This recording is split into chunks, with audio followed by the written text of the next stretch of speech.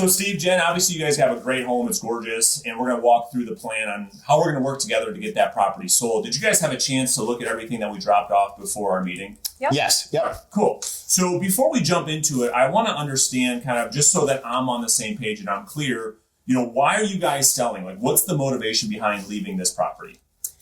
Well, we Go have ahead. kids. We need more space. We want more property, different school district, need more room to grow. Got it. And so what would you say, Steve, is, when you think of a move like this, obviously moving is not fun, right? You're going to you've got young children. You probably haven't done this very many times in your life. Steve, what would you say is the biggest concern you have about moving right now? Probably cleaning out the closets. Yeah. Getting everything out of our house. I mean, that's mainly it. Yeah. It's just the move itself and making such a big change. Yeah, makes total sense. And so, Jen, is there any concerns that you have just up front, just so I'm on the same page about selling the property? Kind of coordinating showings. We live in the house, we have kids. It's kind of hard to get everyone out of the house. So that could be a struggle, but that's kind of the main concern, I guess. Cool. So this is what I want to do. I want to walk you guys through exactly what I'm going to do to get your property sold. And then at the end of our meeting, the three of us can have a conversation and talk about whether or not it makes sense to work together. Does that seem fair? Yep. Yeah, it's fine. All right, cool. So the first thing I want to walk you guys through is the pricing strategy. When it comes down to selling, the most important thing is how do we position your property in such a way that it becomes the obvious choice? Because what the three of us want, is to control the process, to have all the leverage in the negotiation. Would you guys agree? Yeah. So understanding that the home has to sell not once, not twice, 3 times in order for Jen, Steve, for you guys to get paid. Can I explain? Yep. Okay, so for a lot of people, they're very clear on getting the house on the market, going through showings, going through the offer process, which is the first time it has to sell, right? We've got to get it on the market. We've got to position it in a way, which we're going to talk about in just a minute, so that buyers come in and give us a great offer that both of you say, yeah, this makes all the sense in the world. That's the first sale. Now, the second time it has to sell is the home's going to most likely go through a home inspection. When we accept an offer, that buyer's most likely going to want a home inspection. It's paid for by the buyer, and they're going to want to come in here, lift open the hood, and make sure that there's nothing that they don't, see that's wrong with the property. Does that make sense? Makes sense. Yep. Now, to set a good expectations, more times than not, inspectors are going to find little things. They're going to want to nitpick the home. It could be a little frustrating during that period of time. Just know we've got some options. And even if the buyers want to renegotiate, again, if we do this right, you can hold the keys to the leverage and the negotiation so that you completely drive the process. And then the third time the house has to sell is the buyer's home appraisal. So what happens is when we hit the market and we have an offer, we've got a legal contract at X price, the bank or the buyer's lender is going to want to justify that price. And so my job as your agent is to position the property with the appraiser so that we don't have any appraisal issues. Does that make sense? Yep. What happens if it comes in low? Yeah, awesome question. Or we have a bad appraisal? Yeah, great question. So during the home inspection and the home appraisal, if something is found or it's a low appraisal to your point, you can renegotiate. You're not obligated, Steve, Jen, to do anything. Okay, so if the home doesn't appraise for the agreed to price, let's just say we sell it at $250,000 and the home appraises for $240,000, and there's a $10,000 discrepancy, we can renegotiate to a point that you guys are comfortable with, or you're not obligated to do anything. We could put it back on the market and find a completely new buyer. Does that make sense? Yeah, it makes sense. Yep. All right, cool. So the first thing I'm going to walk you guys through is just a quick market snapshot of what's happening right here, just in your neighborhood. I'm going to walk you through the full pricing strategy in just a second, but just right here in Royal Oak Estates, okay? When you guys bought the home, you guys bought it at $165,000. Homes are selling for, on average, $220,000, which is great news. Values are up quite a bit here in the neighborhood. Now, I want to walk you guys through what's happening. I want to give you a framework so you know what to expect when we hit the market. The first thing I want to bring your attention to is the number of homes for sale right now in the neighborhood is 1. This property, I'm going to talk about it here in just a second, serves as our competition. Now, when I say that, Jen, what comes to mind? That we probably need to be priced similar to the competition, right? Yeah. To be better than them. Well, that's exactly right. This property, buyers that want to look specifically in Royal Oak Estates only have 2 to choose from. Mm-hmm. Yours and this one. And Steve, in your experience, how do buyers shop? Based on price. Yeah, I mean, the comparison shop, right? They're going to look at this property, they're going to look at your property, and they're going to compare the two features and benefits and the price that we're offering and determine which one is the obvious choice. I think you would both agree that what we want to do tonight is come up with a plan so that your house is the obvious choice and this property actually helps us sell. Would you guys agree? That's great. Okay, cool. So the next thing I want to walk through is the number of homes with offers. Right now, there's nothing. You probably heard on the news, there's this lack of inventory. There's no homes out there, which is very, very true. So there are no homes in your neighborhood right now that have an accepted offer. However, in the last 6 months, 4 homes have sold, which we're going to talk through in just a minute. The question, the most important thing, and I'm going to talk a lot about tonight, is days on market. It takes just over 30 days for a home like yours in this neighborhood to hit the market, get an offer. Okay, I'm going to talk a lot about that number in just a second. And then the average list price ratio. This number at 95%, Steve, represents how much sellers in your neighborhood, Jen, are getting for their asking price. $100,000 house, on average, and they're getting 95% of that asking price. Does that make sense? Makes sense. Okay. What my goal is to get more than the average. Matter of fact, I want to position your home in such a way, Jen, that we get not only more than 95%, but we get at or above our asking price. Would you agree? Yep. I mean, that's the goal, right? Yeah. Is to get as much as we possibly can for the home. Definitely. Now, you talked about showings and getting the kids, and we're going to talk about that in a little while as well. Mm-hmm. On average, Jen, it takes 6 private showings for an offer to come to fruition, meaning we've got to show the home to 6 buyers on average in this neighborhood for us to get an offer. Again, my goal is to make sure that number is as low as possible. And I'm going to walk you guys through tonight my plan on how I'm going to do that, because I think we're all on the same page, but we'd like to show it as few times as possible. Get the dog out, get the kids out as few times as possible to get a great offer. Yep. Yep, Cool? I agree. You agree? All right, very good. So let's talk about the days on market for a second. This number is going to drive the entire process of selling your home. So let me explain. When your house hits the market and a buyer walks through the front door on the first day and they give you a lowball offer, Steve, how do you think you'd respond to that? I'd say no. You'd say no. Jen, what would you say? No. Why?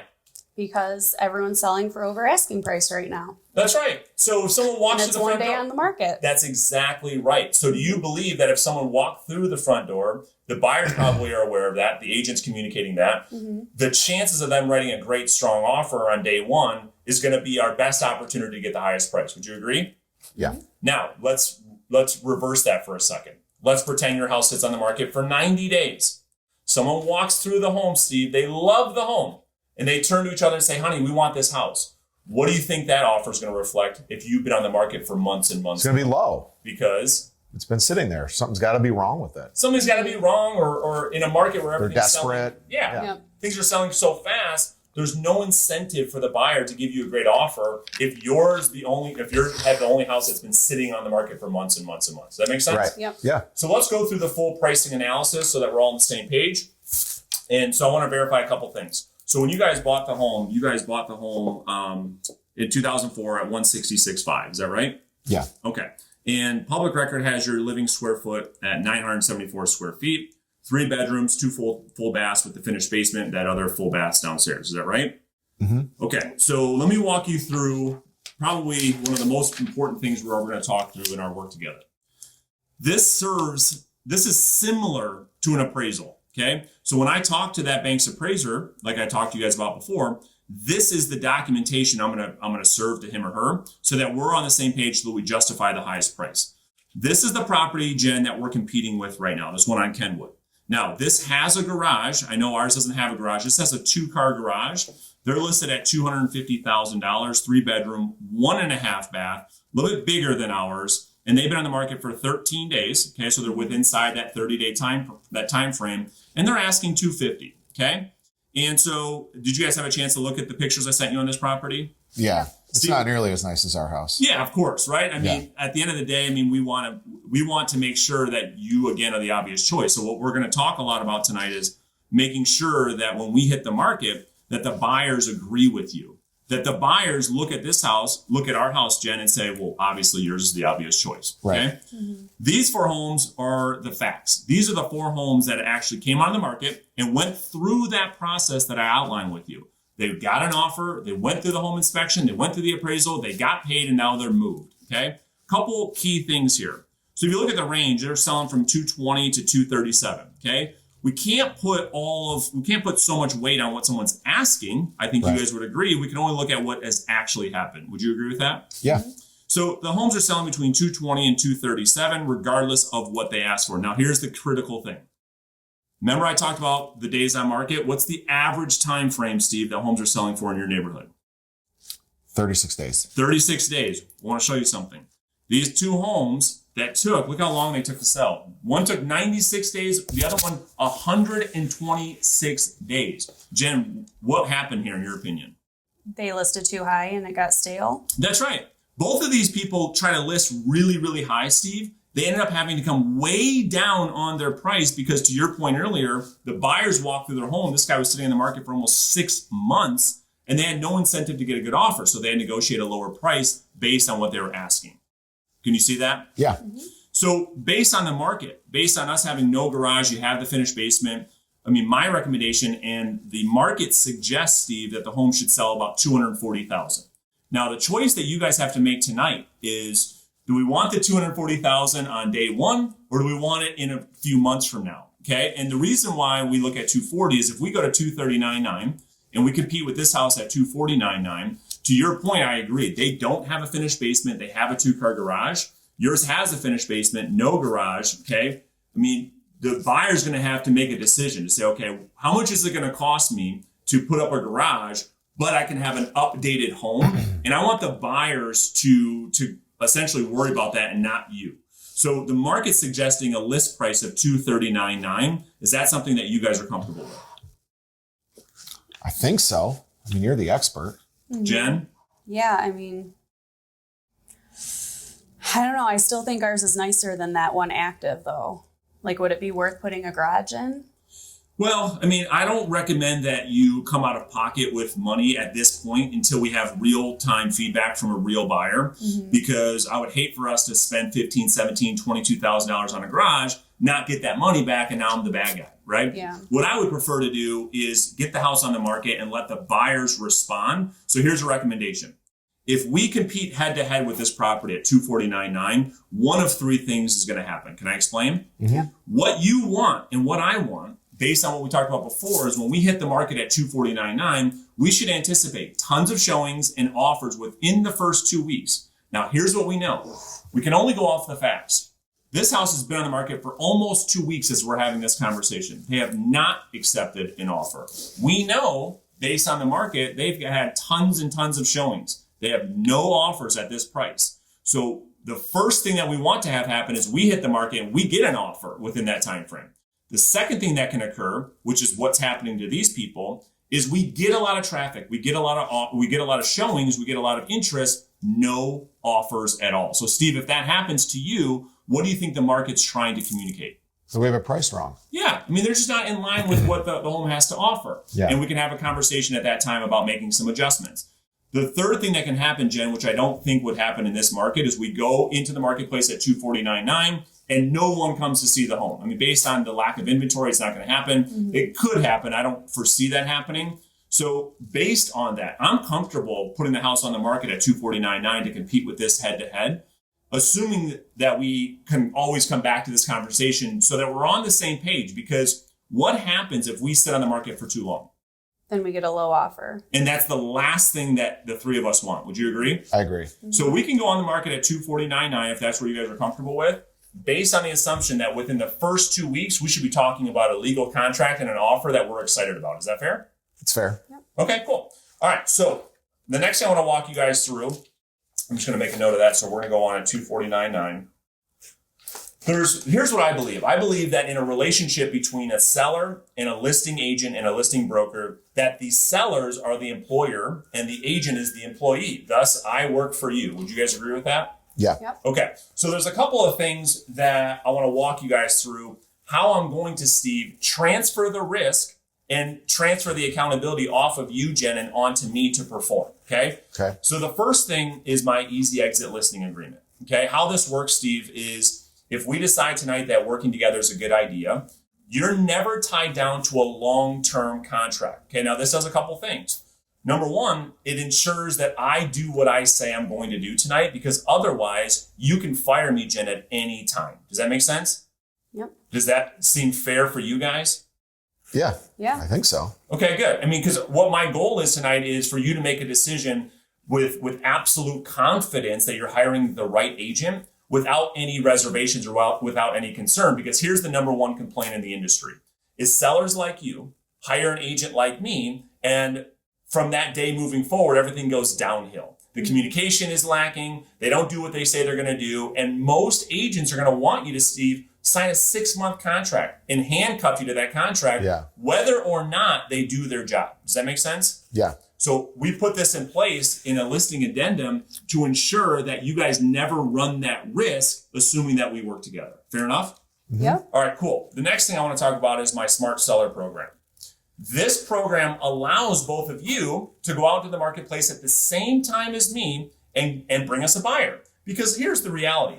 We don't care where the buyer comes from, only that the buyer pays you a premium for your home. Would you agree? Yes. Whether you find them, I find them, or another agent finds them, we don't care. Would you agree with that conceptually?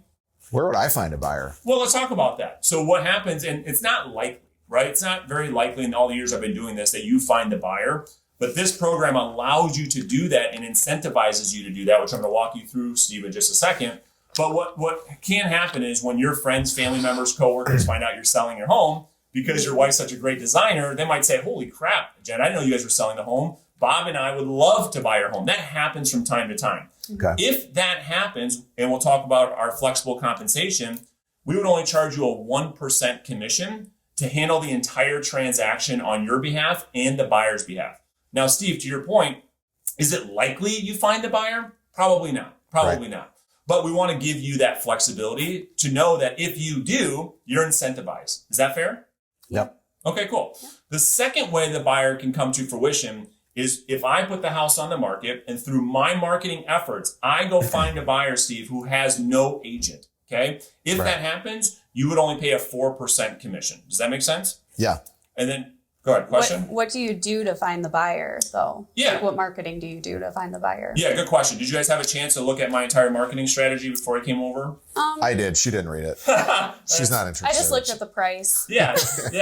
Makes sense. So we do a ton of proactive marketing. I'll give you a couple of examples. So, and you want an agent who's going to do more than just stick the sign in the front yard, sit back and wait for another agent to sell the home. Do you agree? Yep. Okay, so some of the things that we're going to do is our Google pay-per-click and our Facebook pay-per-click campaigns. What we do is, you're obviously familiar with Zillow, right? Mm-hmm. So what Zillow does is they take your property, they put it on the market, and they market it to specific buyers that are interested in that home. Well, we're going to do the exact same thing to your property. We're going to put your property, Jen, in front of buyers who are willing, able, and financially qualified, specifically on Google and on Facebook, to get them interested not in an area, but your home specifically. Does that make sense? Yep. And I'll go through, there's some other details as well, but from a high level, we want to proactively get the buyer. Mm-hmm. Now, you have to say, well, why would he want to do that? Well, I'm incentivized. Mm-hmm. You're happy if I find the buyer because you save money. Would you agree? Yep. Yeah. Cool. Now, worst case scenario, if another agent brings us the buyer, we would pay them that agency their 3%.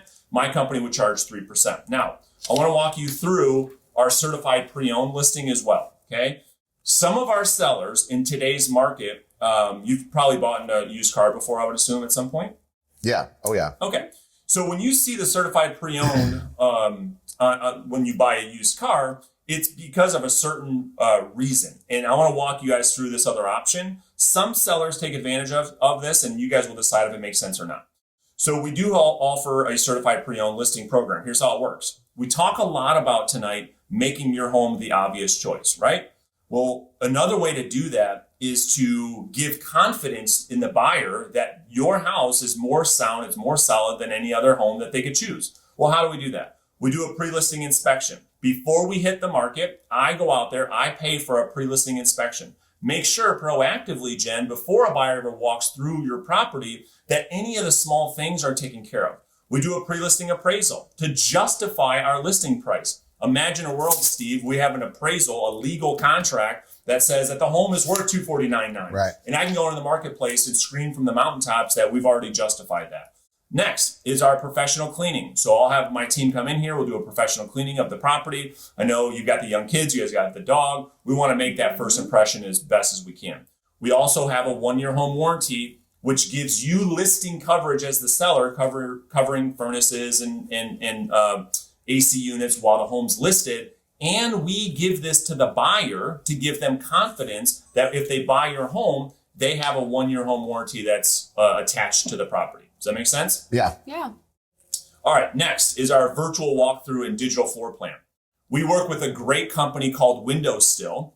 And so what we're going to do proactively with our premium listing is imagine you could walk through your home virtually without having to see it in person through the click of a mouse. There's something called a Matterport, and we can have the company that we partner with create a digital walkthrough experience for any potential buyers online and provide them with a digital floor plan so that before they even leave their couch, Steve, they can picture themselves inside your property. And then lastly, we do a property inspection waiver analysis. So we can work with our lender to see if we can get an appraisal contingency waived on your property proactively. So if you guys thought that made sense, we can talk through it. That program's 7% commission. Does all that make sense? And you guys think that that's all fair and how the flexibility works? I actually have several questions. So on your 7% commission plan, which is high. Anyway, moving on, does that still allow for the easy exit agreement? Yeah, 100%. And what happens to all that data? That stays with the property if we fire you? Yeah, good question. So so these are just different options. So what happens is depending on what program you pick, this always stays in place. This stays in place and this stays in place. Okay. Because here's what should happen. If we leave here tonight and say, yeah, it's a good idea to work together, I want you to not just think it. I want you to believe that I'm doing my part and doing everything I possibly can to get the property sold. And if there's ever a day, Steve, where you feel differently, I want you to hold the keys to your future. Okay. Does that seem fair? It does. And then I've had other agents, because we're interviewing several agents that offered to do it at 5% commission. Yeah. Is that something you're open to? Yeah, makes sense. It's a great question. A lot of people have asked me that same question in the years I've been doing this. And I guess, can I share 2 reasons why that might be a huge red flag? Yeah. Okay. So the first thing that comes to mind is if an agent, Steve, is willing to discount or lower their actual income that they take to provide food for their family, and they can't negotiate their own income, how likely is it that they're going to fight tooth and nail to negotiate your equity? It's probably not that likely. Would you agree? Yeah, I agree. And then the second thing to consider, can I share with you how real estate commissions work? Yeah. Okay, great. So if we look at a 3% commission, okay, 1% goes to the agent's broker, okay? You don't think that the agent can get out of that, do you? No. There's no way, right? The other percent of that 3% commission, Jim, goes to the agent's bottom line. That goes to their pocket. That's how they pay their mortgage payment, pay their bills, save for retirement. That's where that 1% goes. The last percentage should go into marketing your property, okay? Now, do you think that the broker is going to get paid? Yeah. Yeah, for sure. Do you think they're going to pay themselves? Yes. Yeah. Well, if they do it for 5%, what do you think they're lacking on? Marketing. I would agree. So the concern that I have is at the onset of maybe thinking, okay, if I can find an agent to discount 1%, it might cost you tens of thousands of dollars to have a weak agent that can't negotiate on your behalf and doesn't proactively market your home, that sticks the sign in the front yard and sits back and waits for the other agents to sell the home. Does that make sense? Yeah. So my recommendation is, regardless if I'm the agent or not, is that you work with an agent who doesn't discount the commission, because at the end of the day, you guys care about how much you net in your pocket, bottom line from the home of the sale. Is that right? That's what I'm talking about. Okay, cool. I'm into that. Okay, good. All right, very good. So any other questions on this? Do you feel like that's all fair? Yeah, that's fair. Okay. So now let's break down the numbers, right? Steve, I know you're a numbers guy. I know you're an engineer type, so let's jump into it. So there's 3 different scenarios, right? We talked about what the market suggests the home should come on the market. We talked about 240, and then we talked about listing the home at 249.9. Okay, so let's take that as our scenario at 249.9. So everything we talk about tonight is going to be $10,000 more based on that price. Okay. So we take the existing mortgage, we pay it off of 98.5 that Jen, you said you guys roughly owe. Is that right? Okay. You've got state transfer tax of $2,000. You have your title fees, and then I put in here, Jen, worst case scenario commissions of us having to pay another company their commission. And so if the home sells at $249.9, in your pocket, you're going to get about $133 in your pocket net bottom line after it's all said and done. And this is worst case scenario. Can I share with you why? Yeah. The thing I didn't include here, Steve, was tax prorations. Okay. Right. So the buyer that buys your home is going to have to pay you guys back the property taxes that you have already paid on the home. This does not include that. So worst case is about $133,000. Now, can you guys live with that number? Yeah, I can. Yeah. Okay. Jen? Yeah. Okay, if that's your worst case, bottom line, I hand you a check at the closing table for $133. Jen's a happy camper. She likes me. She's happy with the situation. Yep. Cool. So that's my goal. My goal is to be at $133 or more at the closing table. Because if I can, hopefully you guys feel confident and comfortable to refer me to people in the future. Is that fair? Mm-hmm. Yep. Okay, very good. So let's talk about my plan of action. Okay, so let's talk about showings. Showings, what we're going to do, and so I talked about this earlier. Before anybody wants to see your home in person, I'm going to pre-qualify the showing. Okay, so what that means is this. I will have a personal conversation with the buyer's lender, the buyer's agent, and or the buyer themselves. We're going to talk about their ability to pay and their motivation for your home. Because let me share with you what buyers love to do. It's probably what we're going to do when we start shopping for a home for you guys. What they love to do is go and see what the competition is offering and then compare it to the home they actually want. I'm going to make sure, Jen, that doesn't happen to you, that the only buyers that walk through here are willing and able. Does that make sense? Yep. So what's going to happen is when someone wants to see the home, you guys will get a text message notification. You'll be able to approve or decline all of those showings, and you'll drive the entire process. And you'll know that when you got that text message before that happened, I've already went through that pre-qualification process so that you can have confidence that the buyer who does want to see the home is willing and able. Does that make sense? Yep. Mm-hmm. Now, when it comes to getting the kids out and getting Thompson out and all of that, right? Mm-hmm. We want to give you guys time. So how much time do you guys think you need to get the home ready, to get the home clean before we had a private showing? I don't usually head up that department. Jennifer? Probably 4 hours or okay. so. Yeah. And we could change that. I mean, if you find that that's not enough time, we can change that. Or we could shorten it. But I think 4 hours is plenty. That's pretty average. So if you needed more time, just let me know when we get in the process. Okay. Because it's going to be overwhelming. When we hit the market, I mean, your phone's going to be ding, ding, ding, ding, which it's like the blessing and the curse. You want that to occur. So you get excited, you're high-fiving Steve. But at the same point, you're like, damn, I got to get the kids out. I got to get the house prepared. So if that's not enough time, let's talk through that. Okay. Yep. The second thing is we've got to get the house ready for our photo shoot. Okay. Everything happens when a buyer sees your home online, just like you guys. People are shopping for homes online and they are making a decision, Steve, whether or not to see that home based on what they see online. Would you agree? Right. Yeah. You've probably seen some terrible photos, right? Oh, yeah. I'm glad that we've got a good partner. So we partner with a company called Windowsill, like I talked about. And so we want to make sure that the home for that photo shoot is like picture perfect. Okay. Now you don't need to keep the home this perfect for showings, but we want to make sure the home is as clean as possible for photos. Now, how much time do you guys think you need between today and that photo shoot? A week? Geez. Can we just shove everything in closets? We can. Or we could put it all in the middle of the floor and work around it. There you go. You can put stuff in the closets. Okay. And I'll just tell our partners, hey, listen, don't get any pictures of the closets right now. If that helps you guys. Okay. Because again, I mean, they're not going to open closets through the internet, So if that works, you think about a week. Yeah. So why don't we do this? I'm going to tentatively get you guys on the calendar for next Thursday. And then, but when I leave here, I'm going to firm this up with our photographer, make sure that time works for them. And if we need to change that, we will, but I'll put that on the books. Okay. And do you pay for the photographer? Yeah, you guys don't pay for anything out of pocket. Okay. So we take care of all out of pocket expenses. Okay. All right, perfect. And then lastly, I want to talk through, really the pricing strategy in addition to what type of compensation structure we want to go with so that I know exactly what to do. Do you guys think that the certified pre-owned might be an option for you, or do you guys just want to go with the traditional listing route for now?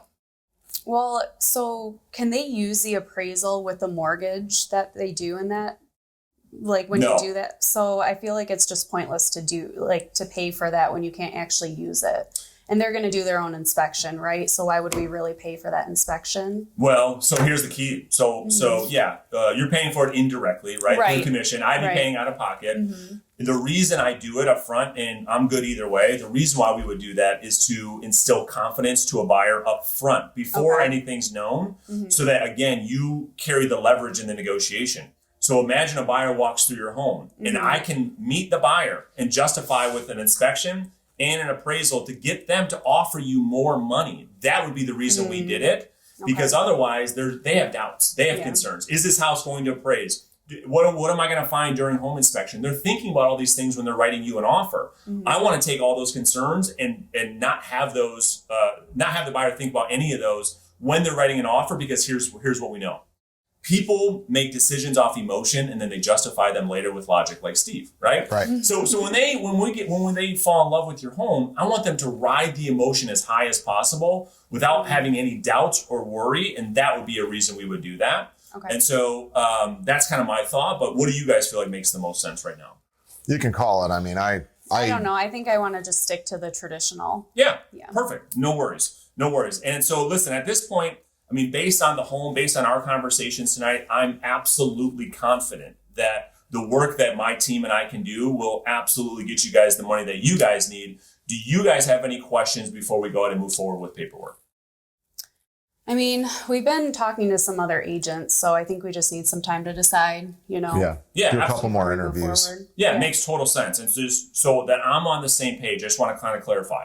You guys are okay with our pricing strategy and how I came up with the pricing strategy, and that all makes sense. Is that right? Yes. You comfortable with that, Steve? Yeah. So, and then when we talked about the flexible compensation and how that structure works, and we walked through how commissions work, is that something that you guys are comfortable with based on your net bottom line that we went through tonight? Yeah, I'm comfortable with that. Yeah. Okay, good. And then the terms that we went through with my easy exit listing and the smart seller program, do you guys feel like that sets up as a fair arrangement that I have to put my money where my mouth is, that I have to perform for you, otherwise I'm the one left holding the bag? Do you guys feel like that's fair? I do feel like that's it fair. holds you accountable. Okay, good. So really what you guys are saying is before you absolutely have to make your final decision, you want to hear a couple people out before you actually sign on the dotted line. Is that right? Kinda, yeah. I mean, Yeah, it's totally fair. Yeah. Why don't we do this? Why don't we go ahead and get the seller disclosure statements filled out tonight? That's the hardest part of the contracts. We'll get through that tonight. Meet with the other agents over the next day or so. And if you guys find somebody that you'd rather work with that it's not me, I will come back here. I'll rip up the disclosures in front of you, shake both of your hands, and we'll part as friends. Does that seem reasonable? yeah, Yep, for sure. absolutely. Cool. Let's go ahead and get started with the seller's disclosure statement. Okay.